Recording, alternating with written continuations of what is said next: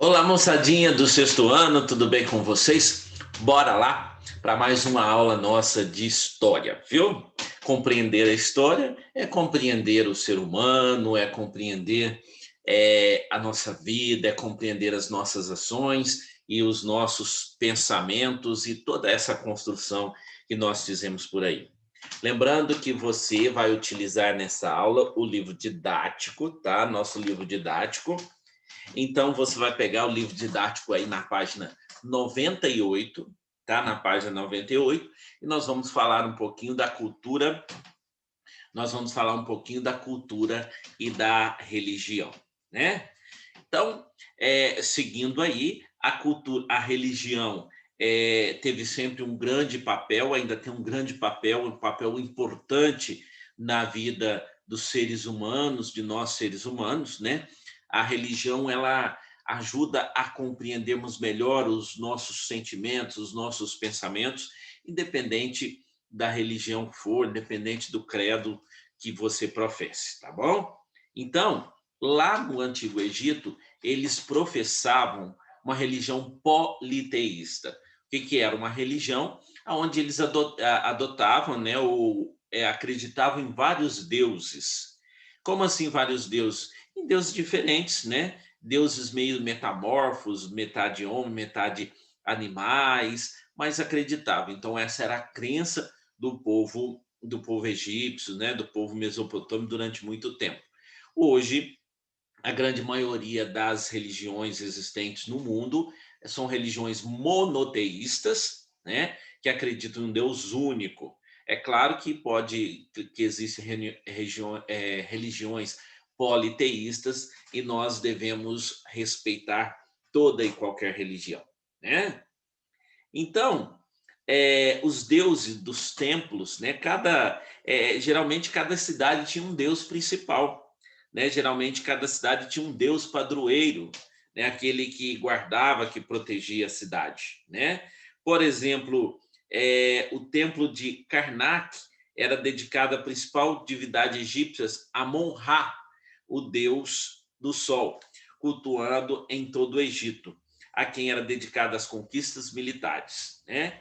Para a maioria da população também era importante o culto a Osíris.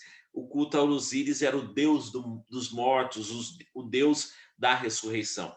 Por isso a mumificação era muito importante para os egípcios, porque os egípcios acreditavam na vida pós-morte, na ressurreição. Por isso os faraós eram enterrados, eram mumificados, né? Tinha todo aquele processo de mumificação, tirava seus órgãos internos e transformavam em múmias, né? Porque eles acreditavam que eles iam, em determinado período, ia ressurgir, iam voltar, né? Iam voltar, e aí eles tinham que ser conservados o seu corpo e tudo mais. E era colocado lá junto joias e muitas coisas juntos para que eles pudessem recomeçar sua vida no outro tempo, no outro momento que eles viessem ressuscitar o seu corpo, né? E as pirâmides do Egito, os templos, quanto mais poderoso o faraó, quanto mais rico o faraó, maior era a pirâmide, né? Então, as pirâmides eram túmulos, né? São túmulos desses faraós, de pessoas mais ricas. As pessoas mais pobres do Egito também fazia, às vezes não fazia essa mumificação, né? Fazia a cremação do corpo, ou então pagava todo aquele dinheiro que tinha para fazer a mumificação e era enterrado em pequenas tumbas porque não tinham condições de construir essas grandes e faraônicas pirâmides, né? Uma das principais pirâmides que existe é a pirâmide de Gizé, né? De Gizé, próximo ao Cairo, fica mais ou menos 20 e poucos quilômetros do Cairo, que hoje é a capital do Egito, né? E as pirâmides de Quéops, Quefren e Miquerinos. Então, na cidade de Gizé, né? A pirâmide de Quéops, Quefren e Miquerinos. A maior delas é a de Quéops, de 150 metros de altura, né? O que corresponde a um prédio de 50 andares. a menor é a de Miquerinos. Então, para a construção dessas pirâmides, foram utilizados blocos de pedras resistentes, como o granito e o balsato, tá? E calcula-se que a pirâmide de Kelps, que é a maior, for utilizada mais de 2 milhões de blocos de pedras. Mais de 2 milhões de blocos de pedras, né? Então, aí no seu livro didático, na página 99, você tem aí a visão, né, da pirâmide, aí acredito, da esfinge de Gizé e da pirâmide, de Quéops. A parte interna das pirâmides ficam os túmulos, que podem ser, né, com expressões artísticas, cenas da história dos mortos. Então, e a produção artística no Egito também era muito importante. Também era muito importante, né? Então, eles pintavam nas pirâmides cenas do cotidiano, das festas, da religião, figuras humanas, figuras de animais e muitas outras coisas, né? A escrita egípcia, era hierográfica, hierorática e demótica. O que significa isso? Era utilizada em diferentes situações. A escrita hierográfica era a mais antiga, né? E tinha um uso restrito, sendo encontrada principalmente em templos e túmulos, o que veio, né, respaldar a história, garantir a história de mais ou menos 3.000 anos antes de Cristo. Em 1822, o estudioso francês Jean-François Champollion começou a decifrar as escritas egípcias. Então, são vários estudiosos, né, que estudam as escritas egípcias. As escolas egípcias e escribas, assim como na Mesopotâmia, as escolas eram para os jovens aprender a ler e escrever. No Antigo Egito, isso também existiam, as escolas para formar os escribas.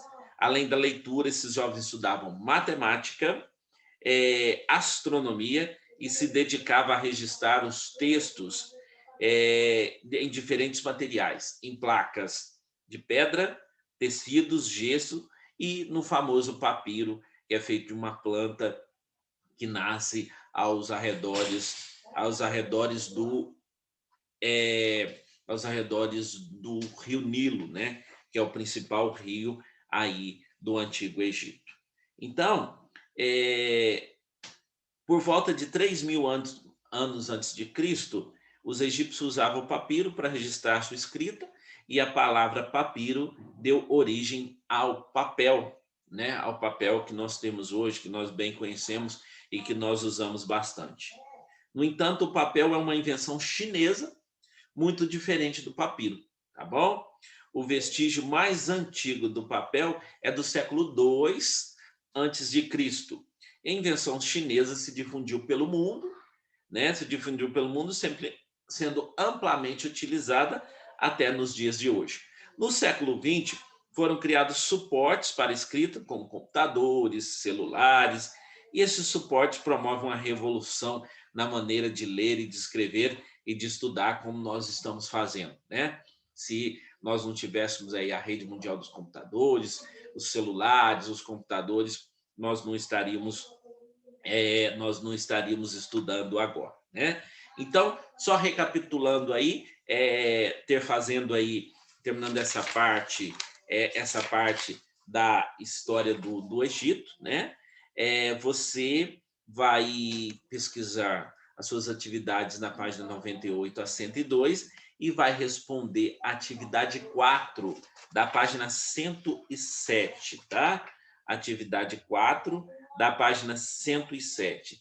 Então, é bem tranquilo, você vai tirar de letra, tem um textinho lá para você ler, né? Você vai ler esse texto e vai poder, né, resolver as suas questões. Qualquer dúvida, procure o seu professor, fale com o seu professor, pergunte para o seu professor e, não esqueça de enviar as atividades, porque está contando presença, estão anotando lá no diário, tudo certinho da sua é a sua participação, tá bom? Então não esqueça, envie a sua participação aos professores, tá bom? Um grande abraço para você, uma excelente semana, boa aula, tudo de bom.